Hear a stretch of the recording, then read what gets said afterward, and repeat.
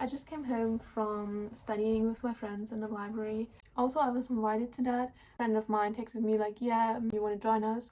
And so, yeah, that was really cool. That was a really cool experience because I am alone a lot of the time. And so it is really cool to have friends at university who like invite you, not because you're sitting there and you're hearing them talking about the plans, but because they actually want you to be there and they specifically thought of you and thought of inviting you. And that's really cool. Anyway, what I want to talk about is that I still is some kind of social anxiety. It is so weird that I still feel social anxiety even though I'm invited. I'm greeted with love and I'm welcomed in this circle, but I still feel sometimes like, they don't actually like me. I'm chopped. I only talk bullshit. I have no idea what they're talking about and I don't have anything interesting to tell myself. And even though none of those things are necessarily true, I feel so weird sometimes. Like I was in a bad state today. I knew it when I woke up that like I felt so much dread for the day. And then I tried to study for my exams. Nothing is sticking in the brain. Nothing is going in here. I was walking to a university to meet up with them and I walked like for half an hour and my thoughts kept racing through my mind. It was so bad. I had the sensation that was gonna cry, and I was so scared that that would happen in front of the people, in front of those new friends that I made, who don't know how crazy I am yet. And I would like it to keep that way. Like I don't care. Like I don't care that people know that I'm sad sometimes. I don't care that people know that I have bad days, because everybody has bad days. And I just want to come on here and tell you that is something really stupid to be scared of. What is the experience like of people who suddenly have friends? Because I feel like I suddenly have friends and I'm like, what do I do with them now? What do you want from me? No experience in how to be a good friend, and I don't have any experience how to nourish friendship. Like, you have to be a good friend. That is something really essential in life, and if you have good friends and if you are a good friend, your life becomes so much richer. So that's something I'm working on. Crazy things you have to learn as an adult because they come so easily to you as a child. I've been reading this book on and off, which is called Mr. Wilson's Cabinet of Wonder, which is, I think it is a non-fiction, yes. Oh, actually, and it was a finalist for the Pulitzer Prize for general nonfiction. So that's really cool. And I'm like 32 pages in. Mr. Wilson is a funny guy with a private museum with a collection of wonderful things people have collected throughout their lives.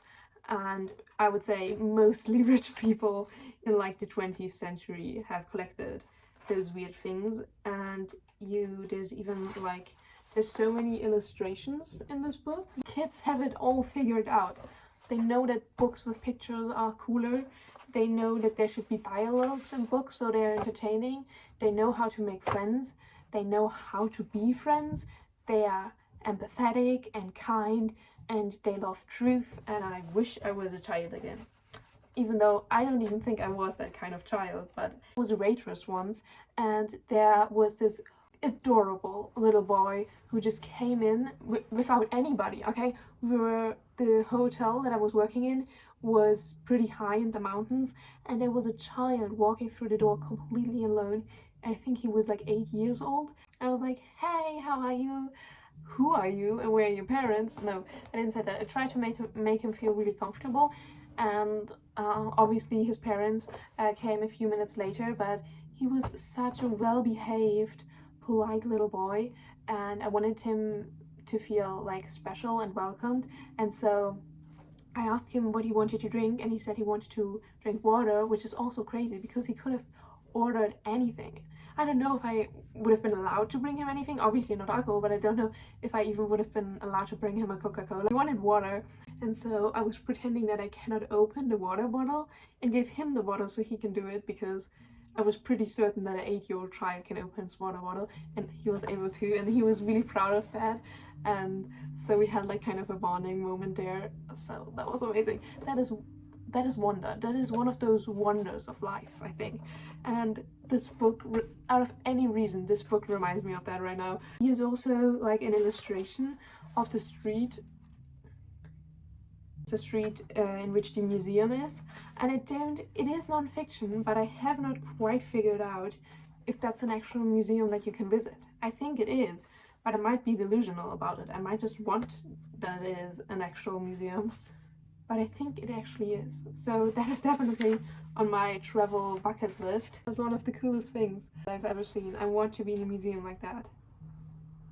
Also, I don't know if you can hear it, but my neighbors from downstairs are currently playing on the piano, which is incredible. They're so talented people, I think, because I don't know if it is like one of those electric pianos that can like mimic other instruments, because my sister had one of those, but I heard like violin sounds the other day, and that was really impressive because it sounded really good. And I had like a friend who was playing the violin, and it took her so long. It took like 6 years till you were like impressed by her playing, till you were like, oh my god, you can actually play the violin. I feel like I have a private musician, or like a private little orchestra in my house.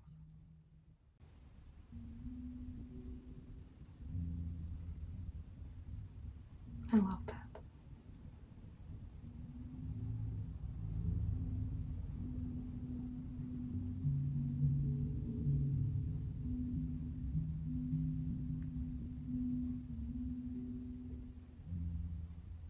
Another book in which I'm already like 100 pages in. Like I read a lot of books at the same time, which is bad. Like normally I have one main book that I'm reading and kind of working on finishing, and then I have multiple books where I just read one chapter every now and then, which is like a weird habit. But anyway, both of those books are from the bookshop the Munich Readery, which is an amazing second-hand English bookshop. This one is Treason's Harbour by Patrick O'Brien, and they have so many titles of which I've never heard of. So many of those are like such good books. Like I think they're being hand selected because both of those books are incredible. I've never heard of from anyone else, but they're incredible books. Like they're so interesting, and yeah. Also, I've never heard of the publishers. This one is by Vintage. Is there anything more to the name?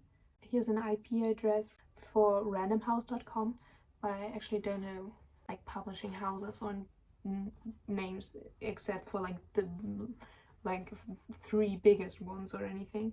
But this one is by W.W. Norton, New York and London, and it is so cool. I love books about going to sea, about ships, and my favorite book is actually about a female pirate. Like my favorite comfort book. It's not my favorite book. My favorite book is Alice in Wonderland, which I've talked about so often, and I have to shut up about that book. But anyway, another one of my favorites is about a female pirate, and I've listened to that once when I was sick, when there was a thunderstorm going on outside, and so I was in cold sweat, my whole body was shaking, and I felt like that is the end of me, but I was gonna die happy because I was currently at sea, facing my death in the storm, in the eye of the thunder. The main character of the book was on a ship, and she was tying herself to the ship so that she wasn't going to be blown away by the wind or by the movement of the ship. In the book,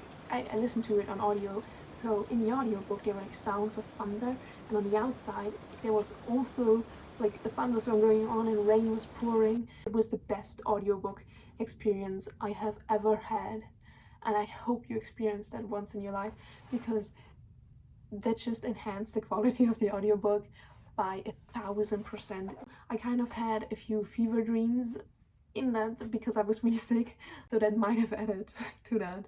But if you're ever sick and there's rain, search out an audiobook where there's also kind of this situation going on, and I promise you, you will have the best time of your life, even though you are sick, because that was amazing. That is something I still think about like every other month, because it was so amazing. I'm also like basically living in scientific books at the moment. because I'm studying so much, and I feel like all the knowledge in my head is just so loose.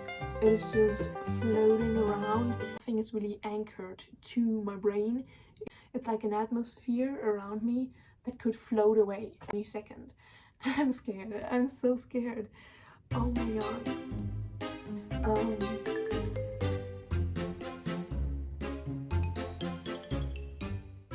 I've recently read this amazing article which was called The Snowflake Man of Vermont. It was about a man who dedicated his whole free time. It was like an American farmer, and he dedicated his free time to photographing individual snowflakes. So he was cataloging the time, the weather conditions, everything around the snowflakes that he photographed, to show that none is like the other, that all snowflakes are individual. And that is so cool. Like, and also dedicating your whole life from your childhood till your death to photographing snowflakes in your free time, that is extremely autistic. In general, like the website, I think it's called Obscurities, but I might have made that up, I don't know. But it's a really cool website, and they have like all those random articles. Another thing that I also want to do tonight is meditate, and I want to meditate for like 10 minutes and do like this mind palace exercise, which is basically the concept that you pick a room, that you pick some kind of space. It can be a house, it can be a garden, it can be anything that you want, and then you connect knowledge with objects in it.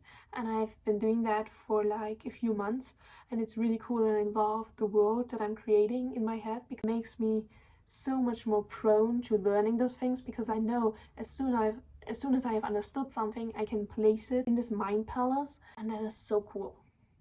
That's one of the things that makes me stay sane. Or maybe I've completely lost it.